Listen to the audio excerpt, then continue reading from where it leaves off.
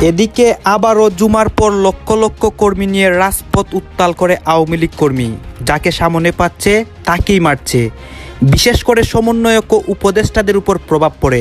দেশের সর্বশেষ পরিস্থিতি কোন দিকে যাচ্ছে এবং ক্ষমতার চেয়ারটি কে দখল করবে? বাংলাদেশে তো আরো আছে, প্রধানমন্ত্রী আরো হয়েছে না, খাটা যে পালাইছে, পালায় নাই, তারে ক্যান্টনমেন্টের বাড়ি থেকে বার করে দিছে, সে পালাইছে, পালায় নাই। কিন্তু এই স্বৈরাচার আপনাদেরও হুঁশ ফিরবে, যেমনটা এই দুইজনের ফিরছে কিংবা এই জনগণদের ফিরছে, তেমন আপনাদেরও কি একদিন হুঁশ ফিরবে, ফিরতেই হবে। কারণ আপনারা যাদের সাথে কাঁধে কাঁধ মিলিয়ে রাজপথে প্রতিনিয়ত আপনারা নেমেই চলতেছেন, কারণ এরা হচ্ছে স্বাধীনতা বিরোধী। আপনারা ভয় পেয়ে দুমড়ে মুচড়ে শেষ হয়ে যাবেন না, বলে যাবেন না সময় আমাদেরও আসবে, আর এখন থেকেই আমাদের সময় স্টার্ট হয়ে গেছে। কারণ এরা বর্তমান স্বাধীনতার উপরে হাত দিছে, সার্জিস হাসনাতরা আপনারা পয়দা করে দিছে। আপনাদের বিচার বাংলার মাটিতে একদিন অবশ্যই হবে, কি অবশ্যই হবে না। বেড়াচ্ছে, পালানোর জন্য বিভিন্ন জায়গায় যোগাযোগ করছে মানুষের সাথে। দ্বিমতের আওয়ামী লীগের বিরোধী বিভিন্ন সংগঠনের সাথেও তারা ইতিমধ্যেই যোগাযোগ করা শুরু করেছে বলে আমার কাছে তথ্য আসছে। এক বাক্যে তাদের এখন দৌড়ানি শুরু হয়ে গিয়েছে, যেটা আমি দীর্ঘ প্রায় 6 মাস পর্যন্ত প্রতিদিন বলতেছিলাম। যারা এই কাজটা করছে তারাও যারা সুন্দর,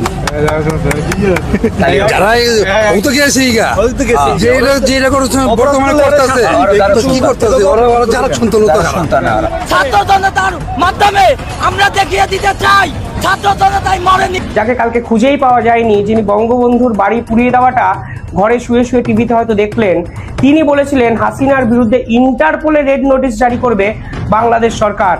আমি সেদিন বলেছিলাম এই ইন্টারপোলের রেড নোটিশ জারি করাটা সম্পূর্ণ ভাওতাবাজি এবং বাংলাদেশ সরকারের পাবলিক একটা স্টান্স নেওয়ার প্রক্রিয়া। ৭৫ সালে যে একনায়কতন্ত্র করেছে, বাকশাল কায়েম করেছে, ওই জায়গাটায় করেছে, রক্ষী বাহিনী ওই জায়গাটায় করেছে। আসসালামু আলাইকুম রহমতুল্লাহ, সবাই কেমন আছেন? আশা করি সবাই অনেক অনেক ভালো এবং সুস্থ আছেন। সবাইকে স্বাগতম জানাচ্ছি আমাদের আরেকটু নতুন ভিডিওতে। প্রতিদিনের মতো আমি আপনাদের রিয়াদ ফারুকি আবারও চলে আসলাম নতুন একটা ভিডিও নিয়ে। দর্শক, আজকের ভিডিও টাইটেল এবং থাম্বনেল দেখে ইতিমধ্যে বুঝতে পেরেছেন কি বিষয় নিয়ে কথা বলবো। বর্তমানে চলমান দেশের যে রাজনীতির পরিস্থিতি চলতেছে তারই ধারাবাহিকতা আমরা চেষ্টা করি সবসময় আলোচিত সমালোচিত সব খবর সবার আগে আপনাদের মাঝে পৌঁছে দেওয়ার চেষ্টা করি। তারই ধারাবাহিকতা আজকের ভিডিও। ইতিমধ্যে আপনারা সবাই ভিডিওর শুরুতে বেশ কিছু অংশবিশেষ দেখেছেন, যে অংশবিশেষগুলো দেখে বুঝতে পেরেছেন আজকের ভিডিওটি কতটুকু গুরুত্বপূর্ণ হতে চলেছে। তাই আমি আর বিষয়টা নিয়ে বিস্তারিত বলবো না, কারণ বিস্তারিত বলতে গেলে ভিডিওটা অনেক লম্বা হয়ে যাবে।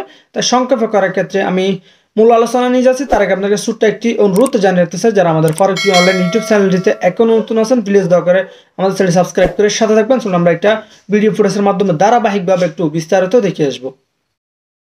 6 মাসে আওয়ামী লীগের পেটে চর্বি জমে গিয়েছিল প্রায়।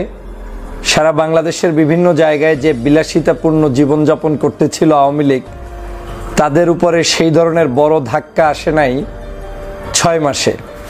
5ই আগস্ট তারা গর্তে লুকিয়েছিল, মনে করেছিল যে তাদের যে পরিমাণ পাপ করেছে তার বিচারটা যদি শুরু হয়ে যায় তাহলে কেউ তো রেহাই পাবে না। সে কারণে তারা কিঞ্চিত রেস্টে ছিল। কিন্তু যখন আমরা বাংলাদেশে তাদেরকে স্বাধীনতার নামে, মুক্ত চিন্তার নামে, গণতন্ত্রের নামে আমরা একটু উদার হতে চেষ্টা করলাম, তখন আবার এই ফ্যাসিবাদের দোসর আওয়ামী লীগরা মাঠে মাথা চারা দিয়ে ওঠা শুরু করলো। এবং তার প্রেক্ষিতে যেটা অসুবিধা হলো সেটা হচ্ছে জুলাই বিপ্লবটাই ব্যাহত হতে চলছিল এবং সারা বাংলাদেশে যারা এই বিপ্লবের জন্য শহীদ হয়েছেন, পঙ্গু হয়েছেন, তাদের রক্তের বিনিময়ে অর্জিত এই বাংলাদেশের স্বাধীনতা বিপন্ন হওয়া ধরেছিল। গতকালকে শেখ হাসিনার বক্তব্যকে কেন্দ্র করে সারা বাংলাদেশ আবার উজ্জীবিত হয়েছে। সারা বাংলাদেশের মানুষ মনে করে যে এই আওয়ামী লীগকে আর কোনো ছাড় দেওয়ার সুযোগ নেই। তাদেরকে যতটুকু ছাড় দেওয়া হয়েছে এই ছাড়ের মধ্য দিয়ে তাদেরকে আমাদের সর্বোচ্চ টেস্ট করা শেষ। তারা ছাড় পেয়ে মনে করেছে দুর্বলতা, তারা ভালোবাসা পেয়ে মনে করেছে যে আমরা দুর্বল, তারা সবল। এভাবে করে তারা এখন সারা বাংলাদেশের বর্তমানে এই সরকারকে পর্যন্ত বিপদে ফেলতে এবং আগামীর গণতন্ত্র যেভাবে সুন্দরভাবে চলবে সেটা যাতে চলতে না পারে সেজন্য ব্যাপক ষড়যন্ত্র তারা মাঠে ময়দানে শুরু করেছিল। আপনারা নিশ্চয়ই জানেন যে দেশে বিদেশে তাদের অর্থ সম্পদের অভাব নাই। শেখ হাসিনা এক এক সময় এক এক বক্তব্য দিয়ে বাংলাদেশের এই নিরীহ যে কিছু ছাত্রলীগ আওয়ামী লীগ আছে যারা হয়তোবা পালিয়ে যেতে সক্ষম হয়নি, গর্তের ভিতরে থেকে হয়তো একটু বের হচ্ছে, আবার অনেকে আছে যে নাম কাওয়াস্তে আওয়ামী লীগ করেছে, একটু আরামে থাকতে চায়। এই মানুষগুলোর আরামটাও এখন নষ্ট করে দিতে চায় এই শেখ হাসিনা। আপনারা জানেন আমরা যে কাজটি 5ই আগস্ট করার কথা ছিল, সেটা 5ই আগস্ট হয়তো আমাদের উদারতার কারণেই করা সম্ভব হয়নি। যেটা হয়েছে সেই দিন হয়তো সকলের ব্যস্ততা এবং সবাই মিলে টার্গেট ছিল গণভবন। গণভবনকে সবাই মিলে টার্গেট থাকার কারণে গণভবনে উল্লাস প্রকাশ করেছে। কিন্তু বাংলাদেশে যে প্রত্যেকটি থানায় জেলায় এরকম গণভবন বানিয়ে অত্যাচার নির্যাতনের স্টিম রোলার আওয়ামী লীগ চালিয়েছে, সেই জায়গাগুলোতে যে 5 তারিখই আমাদের উচিত ছিল প্রতিবাদের ঝড় ঝাপটা সেখানে প্রকাশ করে জনগণকে মুক্ত করা, কিন্তু আমরা 6 মাস পর্যন্ত সেটা করতে পারিনি। তবে প্রমাণ হয়েছে যে ছাত্র জনতা চাইলে অনেক কিছু সম্ভব। আজকের এখন যে বিভিন্ন জায়গায় আওয়ামী লীগের দোসরদেরকে যে কোনো মূল্যে পরাস্ত করার জন্য বাংলাদেশের সাধারণ ছাত্র জনতা উজ্জীবিত হয়েছে, এখান থেকে একটি মেসেজ পূর্ণাঙ্গ ক্লিয়ার যে আগামীর রাজনীতিতে এই আওয়ামী লীগের কোনো স্থান বাংলাদেশে নেই। শুধু আওয়ামী লীগের না, যারা আওয়ামী লীগের মতো করে কথা বলা শুরু করেছিলেন, দল করেন ভিন্ন কিন্তু কথা বলেন আওয়ামী লীগের মতো, তাদের জীবন ধরে নেন যে রেড কালার হয়ে গিয়েছে। এ দিয়ে আর বাংলাদেশে রাজনীতি ওই ব্যক্তি বিশেষ করতে পারবে না যারা ইতিমধ্যেই বাংলাদেশের স্বাধীনতাকে বেচা বিক্রি শুরু করেছেন, যারা ইতিমধ্যেই বাংলাদেশের মুক্তিযুদ্ধের পক্ষের বিপক্ষের শক্তি বানানোর চেষ্টা করেছেন। এই রকম ব্যক্তি বিশেষ যারা করেছেন, তারা যে আদর্শের যে দলের যে মতেরই হন না কেন, শেখ হাসিনার আদলে কথাবার্তা হওয়ার কারণে আপনারাও এখন রেড জোনে চলে গিয়েছেন। তো আগামীর বাংলাদেশ এই ভদ্র সভ্য সুশীল শিক্ষিত মার্জিত ভদ্র আমাদের এই ছাত্র সমাজেরই বাংলাদেশ। আমরা প্রমাণ করতে পেরেছি এই বাংলাদেশে সকল ধরনের নৈরাজ্যের অবসান ঘটিয়ে একটি সুন্দর বাংলাদেশ গঠন করব, এবং সেই প্রত্যয় এখন আওয়ামী লীগের দালাল এবং দুষ্ট চক্রের লোকদেরকে দমন আমাদের বিক্ষুব্ধ জনতা করেছে, এবং তারা আগামী দিনেও যে কোনো ধরনের ষড়যন্ত্রের মোকাবেলা করতে প্রস্তুত আছে বলে আমি মনে করি। দেখেন, আমরা অনেকেই মনে করি যে এই আবার 6 মাস পরে এ ধরনের কি কার্যক্রমেতে লাভ কি ক্ষতি কি। প্রথম কথা হচ্ছে, এখন পর্যন্ত আমাদের জুলাই বিপ্লবের পরে এই বিপ্লবী কোনো সরকারের প্রতিনিধি সরাসরি শেখ হাসিনার মতো বক্তব্য দিয়ে বলে নাই যে ঘর বাড়ি আগুন ধরিয়ে দাও, পুড়িয়ে দাও, শেষ করে দাও, ভেঙে চুরে চুরমার করে দাও, একটার বদলে আর একটা তুলে নিয়ে আসো, শেষ করে দাও, গুম করে দাও, খুন করে দাও। এই নির্দেশনা কেউ দেয় নাই। এই দেশে শেখ হাসিনা একমাত্র নেত্রী যিনি সংসদে দাঁড়িয়ে এ ধরনের সরাসরি হুঙ্কার দিতেন। এখন চিন্তা করে দেখেন, একজন হুঙ্কার দেওয়া নেত্রী যে জঘন্যতম আচরণ বাংলার জনগণের সাথে করেছে, সেটার যে রিপ্লাইটা হওয়ার কথা তার জন্য, তার 1000 ভাগের 1 ভাগও এখন পর্যন্ত জনগণ দেখায়নি। কারণ বাংলাদেশের যারা বিরোধী মতের এতদিন রাজনীতি করেছে, বিশেষ করে বর্তমানে এই ছাত্র জনতা সহ যারা আছে, এরা কেউ আওয়ামী লীগের মতো খুনি নয়। কিন্তু আজকের আমাদের এই আন্দোলনকে নিয়ে কেউ কেউ আবার অতিরিক্ত বুদ্ধিজীবী টাইপের মানুষও মাঠে ময়দানে নেমেছে, যারা এই আন্দোলনটাকে বিভিন্নভাবে প্রভাবিত করতে চায়। আমি মনে করি এই বুদ্ধিজীবীরা বাংলাদেশের যেই সময় বুদ্ধি বিক্রি করা উচিত সেই সময় তারা ঘুমিয়ে থাকে, যে সময় প্রয়োজন নেই সেই সময় তারা অতিরিক্ত রেডে বিদেশি কোনো সংস্থার এজেন্ট হিসেবে এই কাজগুলো করে থাকে। বাংলাদেশে একটা জিনিস মনে রাখতে হবে, এই আওয়ামী লীগ মুগুর ছাড়া যায় নাই, এই আওয়ামী লীগের দোসররাও মুগুর ছাড়া যাবে না। সাপ সাপই, সাপের সন্তানরাও সাপ। এটাকে ভাবতে হবে, এটাকে অন্য কিছু ভেবে বসে থাকলে হবে না। আওয়ামী লীগ যে ক্ষতিটা বাংলাদেশের করেছে, এই দেশের সমস্ত কিছু ধ্বংস করেছে, সেই জায়গায় আওয়ামী লীগের যারা খুনি টাইপের আদর্শ লালন করে কিংবা সন্ত্রাসী, তাদেরকে আপনি প্রশ্রয় দিয়ে দেশ গঠন করতে পারবেন না। সে কারণে বলছি, আমাদের এই আন্দোলন, আমাদের এই সংগ্রাম অব্যাহত অবশ্যই থাকবে, কিন্তু এটাকে যারা বিতর্কিত করতে কিছু অতিমাত্রার বুদ্ধিজীবী আছেন, তাদেরকে সতর্ক করে বলতে চাই, এই বুদ্ধি বাংলার জনগণ নিতে চায় না। এটা ভালো করেই বোঝে যে আপনাদের এই কথা বলার উদ্দেশ্যটা কি। এই দেশে যদি 5ই আগস্ট এরকম একটি বড় ধরনের আন্দোলন না হতো, হাসিনা কি এতদিনে যাইতো বলে মনে হয়? তাহলে আপনার এই বুদ্ধির দামটা কি? আজকে যদি আওয়ামী লীগের যে দোসররা গত কয়েকদিন পর্যন্ত রাস্তায় যেভাবে নামা শুরু করেছে, তারা মিছিল করে, মিটিং করে, লিফলেট বিতরণ করে, অথচ নিষিদ্ধ সংগঠন ছাত্রলীগ, তারপরে তারা বিসিএস ক্যাডারকে মাঠে নামায়, অমুককে মাঠে নামায়, সরকারের বিভিন্ন পদে পদে তাদের এজেন্সির লোকেরা নিয়োগপ্রাপ্ত, সেখানে আপনি যদি তাদেরকে ছেড়ে দেন তাহলে আপনি আপনার পায়ে ফাঁদে পাড়া দিয়ে আপনি ধ্বংস হয়ে যাবেন। সে কারণে আমরা মনে করি এই আন্দোলন সংগ্রাম এটা আমাদের অব্যাহত রাখতে হবে, তবে সতর্কও থাকতে হবে আমাদের ভাইদের। যারা যারা এই আন্দোলনের নেতৃত্ব দেন, আপনাদের এই আন্দোলনকে কেন্দ্র করে যাতে কোনো দুষ্ট চক্রের লোকেরা সুযোগ সন্ধানী হিসাবে কোনো সাধারণ মানুষের জানমালের ক্ষতি করার দুঃসাহস না পায়, কোনো ব্যক্তি বিশেষের, সে হোক আমার মতের বিরুদ্ধ, কিন্তু আওয়ামী লীগের দোসর ব্যতীত, আওয়ামী লীগের অপরাধী ব্যতীত কাউকেই যাতে আমাদের কোনো অবস্থায় কোনো ধরনের ক্ষোভ প্রকাশ করার সুযোগ না আসে। তারা হোক না ভিন্ন আদর্শের, ভিন্ন মতের, তাদেরকে স্বাধীনভাবে চলতে দেয়া, কথা বলতে দেয়া, নিরাপত্তা দেয়া। সংবাদপত্র, সংবাদের জগৎ, টিভি মিডিয়া ব্যক্তিত্ব, ইউটিউবার, যে কোনো ব্যক্তি, তাদের নিরাপত্তা আপনারা নিশ্চিত করবেন। আপনি এখন থেকে যে কোনো অপরাধীকে পাবেন আইনের হাতে সোপর্দ করে দিয়ে, আইনের মাধ্যমে তাদেরকে বাংলাদেশের আপনার আইনের কাছে সোপর্দ করে দিয়ে তাদের বিচার নিশ্চিত করবেন।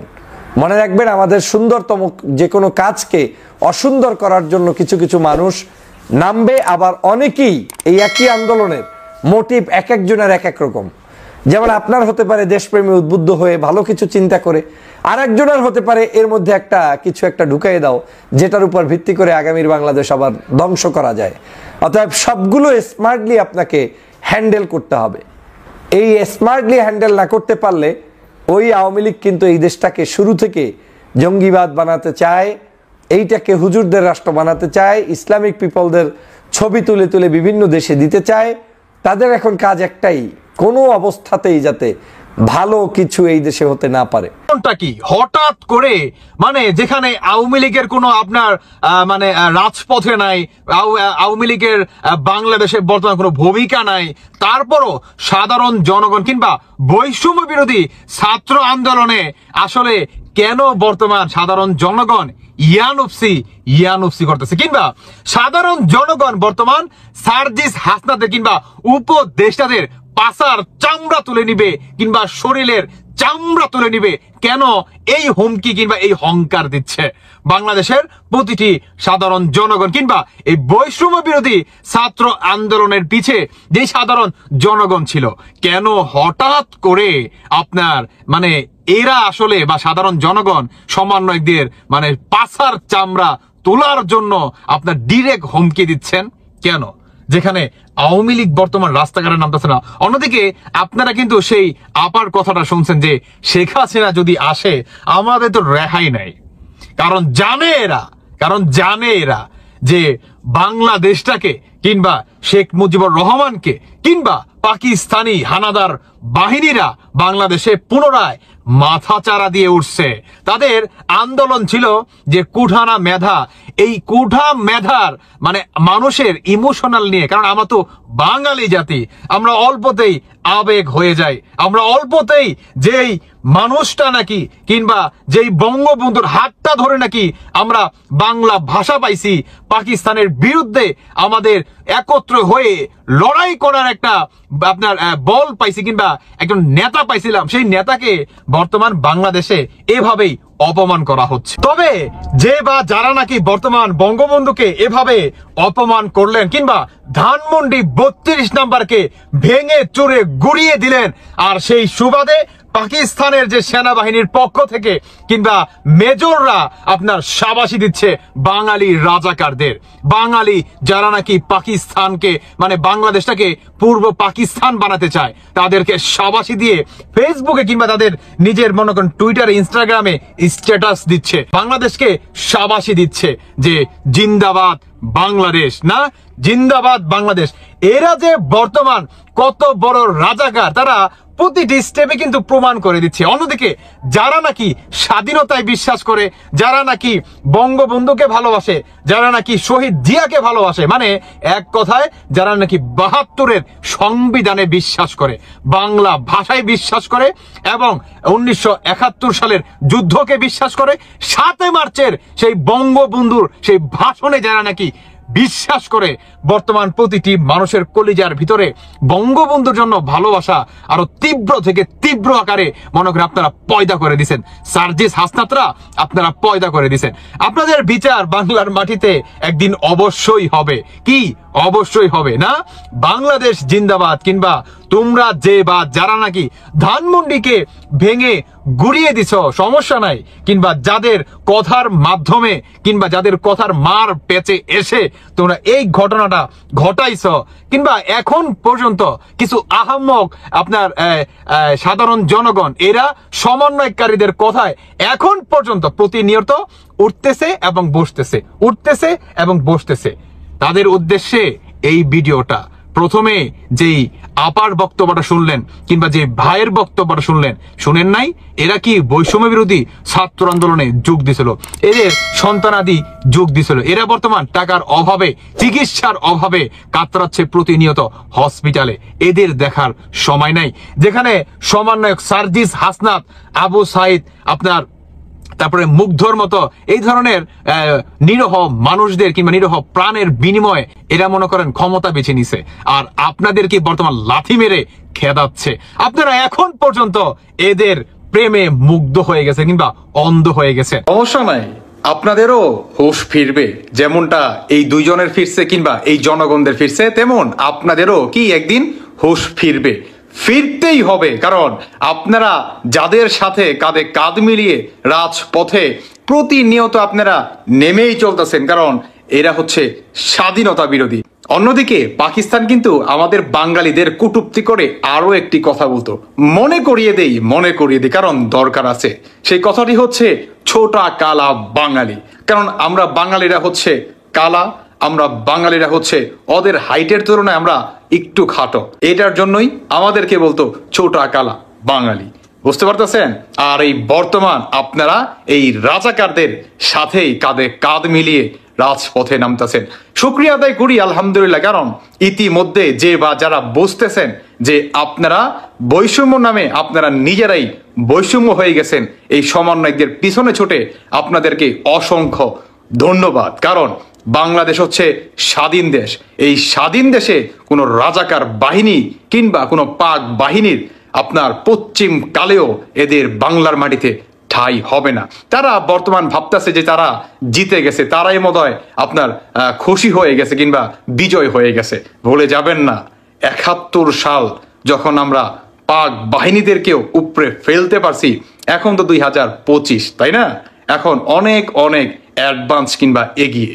ইনশাল্লাহ অতি দ্রুত এই পাক বাহিনীদেরকেও আমরা উপরে ফেলে দিব ইনশাল্লাহ। এদের হাড্ডি ভাঙা হবে, বাংলার মাটিতে এদের হাড্ডি ভাঙা হবে। দর্শক বন্ধুরা, সর্বশেষ আমি একটা কথাই বলতে চাই, সেটি হচ্ছে দেওয়ালে আসলে পিঠ ঠেকে গেছে। কারণ যখন নাকি স্বাধীনতার উপরে আক্রমণ হয়, যখন নাকি বাংলাদেশের প্রাণ ভোমরা বঙ্গবন্ধু শেখ মুজিবুর রহমানের উপরে আক্রমণ হয়, তখন আসলে চুপ থাকার কোনো মানেই হয় না, চুপ থাকার কোনো রিজনই নাই। অতএব পিঠ ঠেকে গেছে দেওয়ালে, সামনের দিকে আগাতে হবে, এক পা এক কদম একটু একটু করে। ইনশাল্লাহ বিজয় সুনিশ্চিত, বিজয় হবে এই স্বাধীনতার পক্ষেরই ইনশাল্লাহ। সর্বশেষ আমার আরো একটি কথা, সেটি হচ্ছে যারা নাকি আওয়ামী লীগের কিংবা যারা নাকি স্বাধীনতায় বিশ্বাস করেন তাদের উদ্দেশ্যে একটা কথা বলতে চাই। আপনারা ভয় পেয়ে মানে দুমড়ে মুচড়ে শেষ হয়ে যাবেন না, বলে যাবেন না সময় আমাদেরও আসবে, আর এখন থেকেই আমাদের সময় স্টার্ট হয়ে গেছে। কারণ এরা বর্তমান স্বাধীনতার উপরে হাত দিছে, এরা বর্তমান বাংলাদেশকে যারা নাকি স্বাধীনতা এনে দিছে এদেরকে উপরে ফেলে দিয়ে বাংলাদেশটাকে পূর্ব পাকিস্তান বানাতে যাচ্ছে। আমরা যারা স্বাধীনতায় বিশ্বাস করি, আমরা যারা ৭২-এর সংবিধানে বিশ্বাস করি, আমরা এখন পর্যন্ত মরে যাইনি। অতএব যে বা যারাই নাকি এই ধরনের অনাকাঙ্ক্ষিত ঘটনা প্রতিনিয়ত ঘটাচ্ছে। এই মুহূর্তে আওয়ামী লীগ বিরোধী একটা ঝড় তুফান সাইক্লোন প্লাবন যা আছে চলছে, এবং সবচেয়ে মজার বিষয় হচ্ছে সবগুলো শক্তি এখন একত্রিত। আপনি যদি বলেন ছাত্র জনতা, এই ছাত্র জনতার মধ্যে ছাত্র শিবির আছে, ছাত্র দল আছে, আমজনতা আছে, বৈষম্য বিরোধীরা আছে। গতকালকে রাত থেকে যা যা ঘটছে, 5ই আগস্ট এটার একটা ট্রেইলার শুরু হয়েছিল, কিন্তু কোথাও না কোথাও এটা থেমে গিয়েছিল। তো এটা দ্বিতীয় ধাপে আসলে এখন এই ঘটনাগুলো ঘটছে। 5ই আগস্ট পরবর্তী সময় শেখ হাসিনার প্রস্থানের পর যখন এই সরকার গঠন হলো, শপথ নিল, তখন রাষ্ট্রপতি শাহাবুদ্দিন চুপ্পু তাকে বাদ দেওয়ার জন্য, বহিষ্কার করার জন্য একটা আন্দোলনের ডাক উঠেছিল। এক পর্যায়ে আমরা দেখেছিলাম যে ছাত্রদের, জনতার একাংশ রাষ্ট্রপতির বাসভবনের সামনে গিয়েছিলেন, সেখানে পুলিশ, সেনাবাহিনী তারা প্রটেস্ট করেছিলেন। তো আজকের দিনে কার্যত বাংলাদেশে পুলিশ বলতে কোনো ভূমিকা আমরা দেখছি না, সেনাবাহিনী নিস্তব্ধ, তারপর হচ্ছে র্যাব, বিজিবি, বিডিআর, এই দেশে যে আইনশৃঙ্খলা বাহিনী আছে মোটামুটি আমরা দেখতে পাচ্ছি না। কেন? একটা উথাল পাথাল ঢেউ, এই ঢেউয়ের সামনে যেটা পড়বে, সাংবাদিক ইলিয়াস বলছিলেন যে গতকালকে বুলডোজার আনতে যদি সেনাবাহিনী বাধা দেয়, সেনাবাহিনীর উপর দিয়ে বুলডোজার চালাই দিতে জনতা কিন্তু দিত। এই মুহূর্তে পাবলিকের মাথায় যে জিনিসটা সওয়ার হয়েছে, ঘটবে, স্বাভাবিকভাবে সবাই একটা নীরব ভূমিকা পালন করছে। তো এই ভূমিকার মাঝখানে এবার আওয়াজ উঠছে ভাই রাষ্ট্রপতির ইস্যুতে। শাহাবুদ্দিন চুপ্পু, আওয়ামী লীগ সরকারের সবাই আতঙ্কে টেনশনে দিন কাটাইলেও মোটামুটি অনেকটা ভালো অবস্থানে ছিলেন শাহাবুদ্দিন চুপ্পু। মেইন রিজন ছিল বিএনপি তার পদত্যাগ ইস্যুতে অথবা তাকে বহিষ্কার ইস্যুতে খুবই অনড় ভূমিকায় ছিলেন। তো গতকালকে থেকে বিএনপির গলার আওয়াজও চেঞ্জ হয়ে গেছে, কারণ এই ঝড় আবার বিএনপির দিকে যায় কিনা।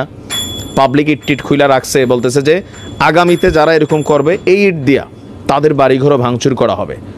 আজকে সারাদিন বিএনপি নেতাদের গলা আমরা দেখছি পরিবর্তন। আর এই সকল কিছুর মাঝখানে আজকে ধানমন্ডি 32 নম্বর থেকে আওয়াজ উঠছে যে আপনার রাষ্ট্রপতি মোহাম্মদ শাহাবুদ্দিন চুপ্পুর কড়া স্লোগান আমরা শুনতে পাচ্ছি। এক দফা এক দাবি, চুপ্পুর পদত্যাগ, পদত্যাগ, পদত্যাগ, চুপ্পুর পদত্যাগ। দিল্লি না ঢাকা, ঢাকা ঢাকা, গোলামি না আজাদি, আজাদি আজাদি। আওয়ামী লীগের দালালেরা হুঁশিয়ার, সাবধান, ফাঁসি চাই, ফাঁসি চাই, খুনি হাসিনার ফাঁসি চাই ইত্যাদি স্লোগান দিতে থাকে উত্তেজিত জনতা। তো জনতার স্লোগানের এক পর্যায়ে রাষ্ট্রপতি শাহাবুদ্দিন চুপ্পুকে অতি সত্বর পদত্যাগ করতে হবে, এই দাবি এখন উঠেছে। তো প্রশ্ন উঠছে যে এই মুহূর্তে যদি আবার এই উত্তাল ঢেউ, গতকালকে যেমন কোনো কোনো গণমাধ্যম বলছিল 50,000 থেকে 60,000, 70,000 মানুষ ধানমন্ডি 32-এ জড়ো হয়েছিলেন। ইভেন বাংলাদেশের বিভিন্ন জায়গায় আওয়ামী লীগের এমপি মন্ত্রীদের বাড়িঘরে যেভাবে অগ্নিসংযোগ, লুটপাট চলছে, সো এটাকে থামানোর মতন কেউ ছিল না। লোকালি সব সাইলেন্স। যখন সুধা সদনে আগুন জ্বলছিল, পাশে যারা, ওইটা কিন্তু রেসিডেন্সিয়াল এরিয়া, তো আশেপাশের বাসা থেকে ফোন দেওয়া হচ্ছিল, তাদের বাসার মধ্যেও আগুনের আঁচ আসতেছে। ফায়ার ব্রিগেড যখন শুনছে শেখ হাসিনার বাড়িতে আগুন দিছে, তারা আসে নাই। এখন আজকে রাত্রে আমি জানি না কি ঘটে, এমনও হইতে পারে এই ঢেউ হঠাৎ করে পিনাকি অথবা ইলিয়াস যদি একটা স্ট্যাটাস দেন রাষ্ট্রপতির বাসভবন, আমার ধারণা মুহূর্তের মধ্যেই 50,000, 1 লক্ষ মানুষ ওইদিকে জড়ো হয়ে যাইতে পারে। আর যদি এমনটাই হয় তো রাষ্ট্রপতি চুপ্পু তিনি আসলে পালানোরও সুযোগ পাবেন না, কারণ কার্যত সেখানে সেনাবাহিনী যদি শক্তিশালী স্ট্যান্ড নেয় তাহলে এখানে গুলি ছুটতে হবে। উত্তাল জনতা গুলিরে ভয় পাচ্ছে না রাইট নাও। আসলে কি ঘটতে যাচ্ছে সেটা জানি না, তবে নিশ্চয়ই সরকারের ঊর্ধ্বতন মহল থেকে পিনাকি এবং সাংবাদিক ইলিয়াসকে হয়তো এই বিষয়গুলো সম্পর্কে কোথাও না কোথাও ফের হুঁশিয়ারি বাংলাদেশের এক উপদেষ্টা নাহিদ ইসলাম, যিনি বারংবার ভারত সরকার, মোদি এবং ভারতের একাধিক ব্যক্তিত্বকে দিনের পর দিন হুমকি বা হুঁশিয়ারি দিয়ে যাচ্ছেন। এর আগে ডম্বুর বাঁধকে কেন্দ্র করে যে বন্যার পরিস্থিতি সৃষ্টি হয়েছিল, সেই বিতর্কের সময় এই নাহিদ বলেছিলেন ভারত নাকি ইচ্ছাকৃত পানি ছেড়ে দিয়েছে বাংলাদেশের জন্য। সে সময় ত্রিপুরার মুখ্যমন্ত্রী এই নাহিদকে ওপেন চ্যালেঞ্জ করে বলেছিলেন, দরকার হলে আপনারা ত্রিপুরায় আসুন, আপনারা দেখে যান যে ভারত সরকার ইচ্ছা করে বাংলাদেশকে বন্যায় ভাসিয়ে দিয়েছে কিনা। কিন্তু সে সময় নাহিদের সাহস হয়নি ভারতে এসে আসল পরিস্থিতিটা দেখে যাওয়ার। তবে কাল হাসিনাকে কেন্দ্র করে ফের একবার ভারতকে কড়া হুঁশিয়ারি নাকি দিয়েছেন নাহিদ ইসলাম। বাংলাদেশের একাধিক মিডিয়া, সমাজ মাধ্যম রীতিমতো খুশি হয়ে গেছেন, কারণ নাহিদ নাকি ভারত বিদ্বেষী কিছু কথাবার্তা বলেছেন। কি কথা বলেছেন আমি একটু আপনাদের শোনাতে চাই, এবার তারপরে আমি বলবো এই কথার পিছনে নাহিদের কি রাজনীতি বা কি রকম কূটনৈতিক চরিত্র লুকিয়ে আছে সে বিষয়ে একটু আলোকপাত করার চেষ্টা করব। কি বলেছেন কালকে নাহিদ বলেছেন ভারত শেখ হাসিনাকে আশ্রয় দিয়েছে, এর জন্য তাদের কাছে কিছু ব্যাখ্যা আছে। আমরা ভারতকে বলেছি শেখ হাসিনাকে ফিরিয়ে দিতে, কিন্তু শেখ হাসিনা যদি সেখান থেকে রাজনীতি কর্মকাণ্ড চালিয়ে যাওয়ার চেষ্টা করেন এবং ভারতে থেকে রাজনৈতিক মিটিং করেন এবং তার বক্তব্য প্রচার করেন, তবে এর দায় ভারতকে নিতে হবে। পরবর্তীকালে তিনি বলেছেন আমরা ভারত সরকারের কাছে জবাবদিহিও চাইব। এবার এখানে আরো অনেক কিছু কথা উনি বলেছেন ভারতকে কেন্দ্র করে। আমি এই পার্টিকুলার এই জায়গাটা আমি একটু আপনাদের সামনে ডিসকাস করতে চাই। যিনি বলেছেন হাসিনা যদি ভারতে বসে কোনো রাজনৈতিক বক্তব্য পেশ করে তার দায় নাকি ভারত সরকার এবং স্পেসিফিক্যালি নরেন্দ্র মোদীর হবে। এবার প্রশ্ন হলো নাহিদ কি আদৌ রাজনীতি বোঝেন? নাহিদকে ভারত বিদ্বেষীমূলক কথাবার্তা বলতে হবে, কারণ যদি তা উনি না করেন তাহলে উনি ক্ষমতায় থাকতে পারবেন না। কারণ নাহিদ আগামী গত 6 মাসে কি কাজ করেছেন এবং আগামী 6 মাসে উনি কি কাজ করবেন সেই উত্তর ওনার কাছে নেই। এই ধরনের উপদেষ্টাদের যারা ছাত্র আন্দোলন থেকে ষড়যন্ত্র করে উঠে এসে রাতারাতি উপদেষ্টা হয়ে গেছেন, তারা কি কাজ করেছেন দেশের মানুষের কাছে সেই হিসেব চাইলে এরা দিতে পারবে না। কথায় কথায় তাই ভারত বিরোধিতাকে আশ্রয় করে চেয়ার বাঁচানোর চেষ্টা করে যাচ্ছেন এই ধরনের উপদেষ্টাকে। এবার ওনার কথার কিছু ব্যাখ্যা আপনি শুনুন। উনি বলেছেন আমরা বলেছি হাসিনাকে ফিরিয়ে দিতে।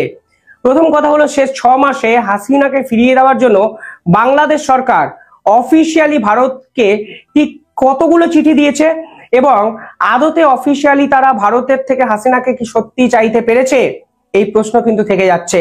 মোহাম্মদ ইউনূস স্বয়ং বলেছিলেন হাসিনা ভারতেই থাকুক, কিন্তু উনি যেন বক্তব্য পেশ না করেন ওখানে বসে।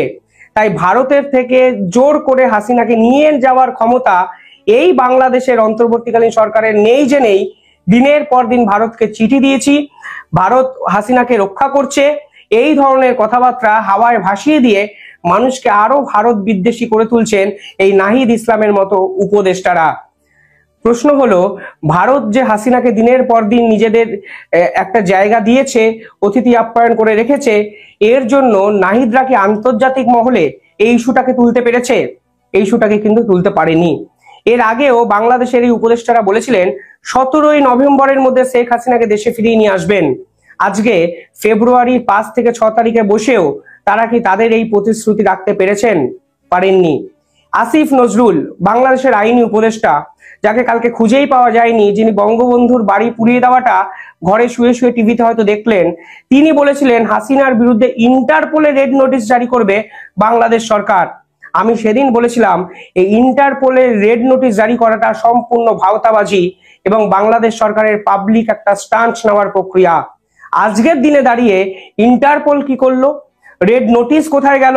কেন 17ই নভেম্বরের মধ্যে আপনারা ভারতের থেকে হাসিনাকে নিয়ে যেতে পারলেন না? কেন একের পর এক পাসপোর্ট বাতিল করা সত্ত্বেও শেখ হাসিনা বহাল তবিয়াতে ভারতের অতিথি আপ্যায়নে আছে? এবং কিসের জন্য আপনারা প্রত্যর্পণ চুক্তি, যে চুক্তি আপনারা হামেশাই মিডিয়াতে ভাসিয়ে দেন, সেই চুক্তি ইমপ্লিমেন্ট করার জন্য ভারত সরকারকে প্রেসার দিতে পারলেন না?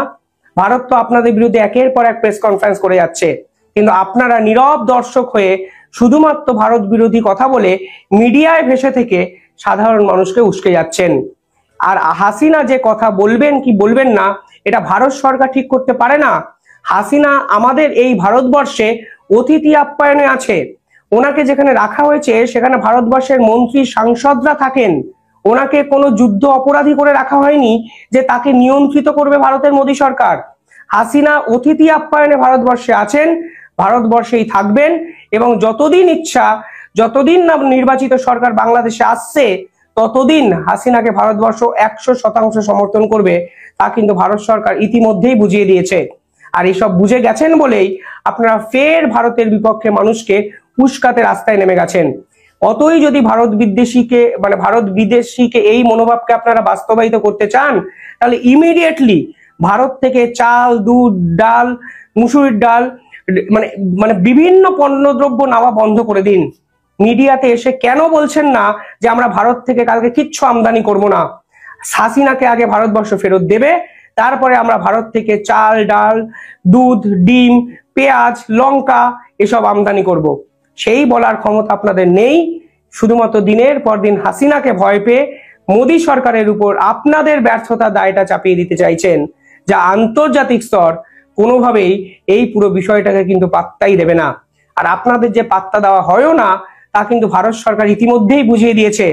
প্রজাতন্ত্র দিবসের যে অতিথি আপ্যায়নের লিস্ট ভারত সরকার বাংলাদেশে পাঠিয়েছিল, সেখানে আপনাদের মতো কোনো উপদেষ্টাকে জায়গা অবধি দেওয়া হয়নি।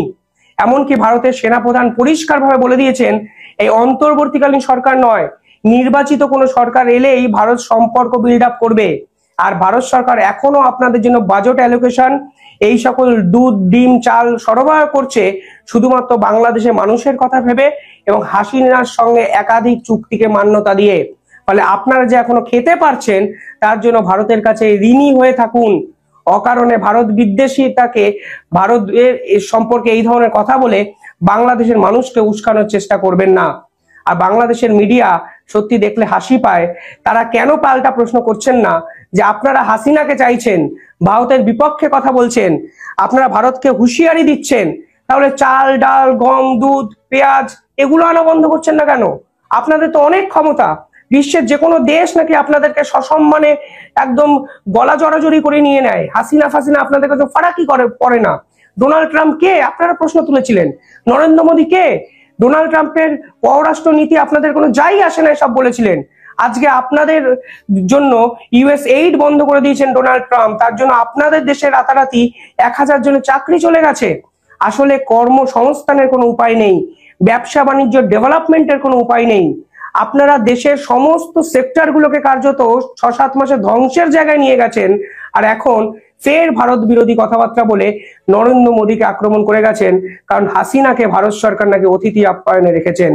হাসিনা অতিথি আপ্যায়নে থাকুক বা না থাকুক, আপনাদের সংস্কারে তো কোনো বাধা সৃষ্টি হাসিনা করেনি। তাহলে আপনারা সে 6 মাসে দেশের কেমন কি সংস্কার করলেন, শুধুমাত্র সাধারণ মানুষকে শুধু সেটুকু জানিয়ে দিন। সংস্কার মানে বইমেলার মঞ্চে ডাস্টবিনে শেখ হাসিনা ছবি লাগিয়ে রাখা নয়। সংস্কার মানে একটা দেশের নবজাগরণ। আর নবজাগরণ মানে রাজনৈতিক পথ পরিবর্তন নয়। নবজাগরণ মানে একটা দেশের নতুন দিগন্ত, নতুন দিশা সঞ্চার করা। নতুন দিশা তো দেখাতে পারেনি, উল্টে দিনের পর দিন ভারত বিরোধিতাকে কাজে লাগিয়ে মানুষকে উস্কে আপনারা ক্ষমতা ভোগের জন্য ছাত্র রাজনীতি ছেড়ে। অবশ্যই বিষয়টা আপনার মতামত কমেন্টে জানাবেন। কারা পরবর্তীতে অর্থাৎ ডক্টর ইউনূস রাষ্ট্র চালাচ্ছেন সেটাকে আপনারা কতটুকু সমর্থন করেন, এটা নিয়ে আপনারা মতামত জানাতে পারেন কমেন্ট সেকশনে। ধন্যবাদ সবাইকে, ভালো থাকবেন, সুস্থ থাকবেন, আল্লাহ হাফেজ।